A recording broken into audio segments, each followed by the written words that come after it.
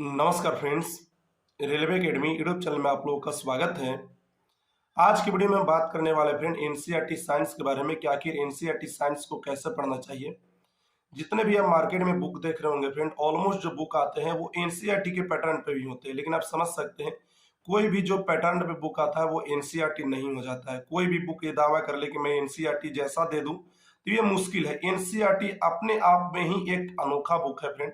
अगर आपको साइंस को सुधारना है, साइंस को आपको फील करना है, मैं बताऊंगा साइंस के लिए दुनिया की अगर सबसे अच्छी बुक है तो वो एनसीईआरटी है।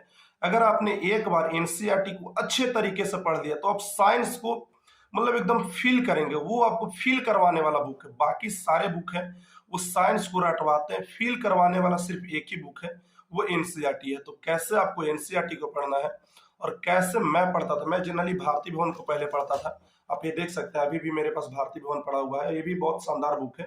लेकिन फिर मैंने एनसीईआरटी की ओर स्विच किया क्योंकि एनसीईआरटी मुझे बहुत पसंद आने लगी। तो जितने भी मार्केट में आप लोग बुक देख रहे होंगे फ्रेंड, जनरली उसमें क्या होता है कि कोई कॉन्सेप्ट है उसको उन्होंने डायरेक्ट टू डायरेक्ट प्रिंट कर दिया है कि ये ला ऐसे होता है, इस पे ये इफेक्ट है, इस तरह से उस पर होता है, बाकी ऑब्जेक्टिव जो भी रहे।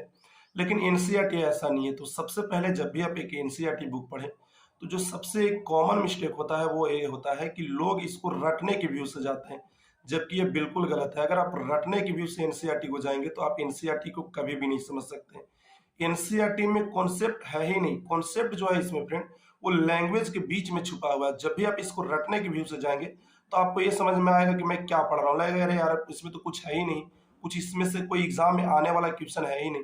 तो एनसीईआरटी के हर एक लाइन से आपको क्वेश्चन को ढूंढना होगा। तो सबसे पहला गलती कि आप इसे समझने के व्यू से पढ़ेंगे, ना कि रटने के व्यू से। दूसरी जो आपकी गलती ये नहीं करना है कि बहुत सारे लोग ये कहते हैं कि एनसीईआरटी को थोड़ा सा जल्दी जल्दी पढ़ते, जनरली जो बुक हो रहता है उसके अनुसार से ही एनसीईआरटी पढ़ते, लेकिन एक बिल्कुल गलत तरीका है। अब एनसीईआरटी की एक एक लाइन में आपसे सवाल पूछा गया है कि ये अभिक्रिया हो जाती तो ये क्या हो जाता, और क्या हो जाता इसका आपको अपने मन में जवाब देना है। जैसे अगर आपसे पूछा जाए कि एक तरफ अम्ल है एक तरफ क्षार है, दोनों के अभिक्रिया से क्या प्राप्त होता है, आपने पूरा चीज ऊपर पढ़ रखा है एनसीईआरटी में, उसका आप लोग जवाब दीजिए, उसको स्किप करके नहीं भागिए। जैसे आप यहाँ पे देख सकते हैं एनसीईआरटी में आपको क्रियाकलाप भी नजर आता है, तो बहुत से लोग इसके क्रियाकलाप को भी स्किप करते हैं, लेकिन ऐसा बिल्कुल नहीं करना है फ्रेंड। आप क्रियाकलाप को पढ़ेंगे, उसको अपने मन में एज्यूम करना है। जहां पे भी जब भी आप एक एनसीईआरटी बुक पढ़ते हैं तो हर एक जगह पे आपसे सवाल पूछा गया तो यहाँ पे क्या होता है। तो मान लीजिए कि आपको ये वाला अभिक्रिया हो रहा है तो इस अभिक्रिया से आप क्या समझ रहे हैं। तो अब कोई भी जनरली बुक है स्टूडेंट समझेगा ये क्या कर रहा है, लेकिन ये आपको नहीं करना। आपको उसको मन में जूम करना है और उसका आपको जवाब देना है।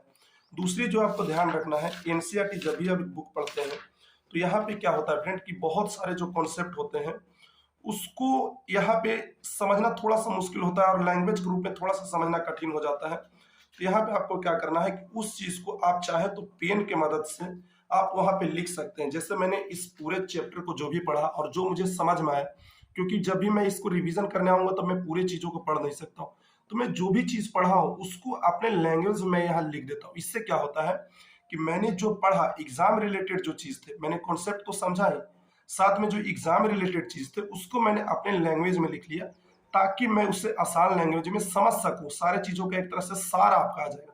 तो ये चीज आपको करना है, जितना आपको जहां जरूरी लगे वहां पे अंडरलाइन कीजिए। और एनसीईआरटी में आपको इंपॉर्टेंट चीज ढूंढनी होती है। आपको एनसीईआरटी में ऐसा नहीं है कि एक कॉलम बना बना के दे दिया कि ये मोस्ट इंपोर्टेंट है, ये इसका कॉलम है, ऐसा नहीं है। इसमें आपको इंपॉर्टेंट चीज खुद से ढूंढना होगा और पेन कलम का आपको यूज करना होगा। तीसरा जो यहाँ पे बहुत सारे लोग ये करते हैं कि यहाँ पे देखिए, यहाँ इस तरह से बीच बीच के चैप्टर में आपको प्रश्न दिए हुए रहते हैं, तो इस प्रश्न को आप सोल्व करने का कोशिश कीजिए। जैसे देखिए सोडियम को केरोसिन में क्यों डुबा कर रखा जाता है, तो देखिए यहाँ पे अब इसका कोई मतलब बनता नहीं है, बहुत से जनरली लोग इसको स्किप कर देंगे। लेकिन मैंने क्या किया है कि देखिए यहाँ पे मैंने लिखा है क्योंकि ये H2 से अभिक्रिया कर लेता है और H2 है वो, क्योंकि ऊष्माक्षेपीय अभिक्रिया है तो वो जाकर के आग के रूप में पकड़ लेता है। तो एक जनरली सा मतलब कितना अच्छा से मैंने इसको यहाँ पे डिस्क्राइब कर दिया। तो ये चीज आपको यहाँ पे करते जाना है। और एनसीईआरटी में बहुत छोटे छोटे कॉन्सेप्ट होते हैं, तो जब आप बुक को धीरे धीरे पढ़ेंगे, समझ समझ के पढ़ेंगे, तो आप इस बुक को फील कर पाएंगे। दूसरी जो चीज है वो यह है कि इसकी थोड़ी सी लैंग्वेज उबाऊ है। स्टार्टिंग में आपको इसको पढ़ने में दिक्कत हो सकता है, तो पेशेंस के साथ पढ़ें और थोड़ा सा समझ समझ के पढ़ें। जितने भी क्रिया है उन चीजों को आपको ध्यान में रख के पढ़ना है। तो यहाँ पे आप लोग कुछ सारणी भी दिए हुए रहेंगे, तो उसको भी आप लोग ध्यान रखना है। इसके साथ ही आपको देखिएगा लास्ट में इसका क्या होता है कि आपने क्या सीखा। तो यहाँ पे आपको एक तरह से कहा जाए तो पूरे चैप्टर का एक तरह से कंक्लूजन होता है, तो इसको एक बार आप लोग ध्यान में रख लीजिएगा। इसके साथ ही आप देखिएगा तो यहाँ पे ऑब्जेक्टिव होते हैं, तो ऑब्जेक्टिव का आपको थोड़ा सा ध्यान में रखना है। और उसके साथ ही देखिए यहाँ पे रंग परिवर्तन होगा या नहीं होगा, बहुत सारे ऐसे क्वेश्चन होते हैं। तो इन सभी क्वेश्चन को अपने मन में, ऐसा नहीं कि आपको आंसर राइटिंग करना है, जितने भी क्वेश्चन होते हैं उन सभी को आप मान लीजिए कि लिखा हुआ है कि लाल लिटमस पत्र, नीले लिटमस पत्र, कुछ भी ऐसा प्रश्न है, तो उससे आपने पूरे जितने भी चैप्टर को पढ़ा है उससे रिलेटेड जितने भी कॉन्सेप्ट है उसको आपको मन में रिवीजन कर लेना है। इससे क्या होगा फ्रेंड कि आपने पूरे जो इस चैप्टर को पढ़ा, यहाँ से आप जितने भी क्वेश्चन होंगे उसके माध्यम से सारे कॉन्सेप्ट को रिवीजन कर सकते हैं।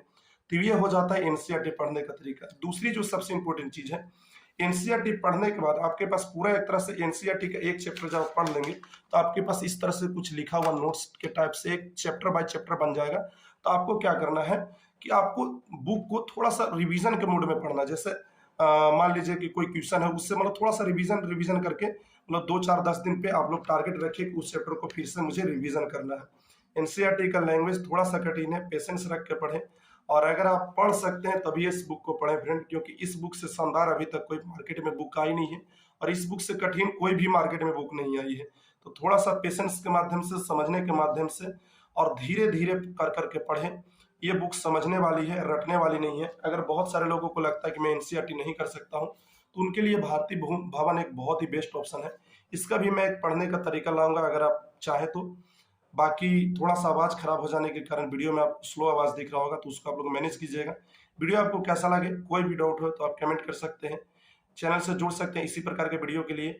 और बाकी अगर आपको कुछ पूछना है तो इंस्टा का आईडी मैं डिस्क्रिप्शन में दे देता हूँ, वहां से जाकर भी आप पूछ सकते हैं। लाइक कर दीजिए, थोड़ा सा मोटिवेशन मिलता है। चैनल को सब्सक्राइब कर लीजिए इस प्रकार के वीडियो के लिए। टेक केयर, धन्यवाद, बेस्ट ऑफ लक।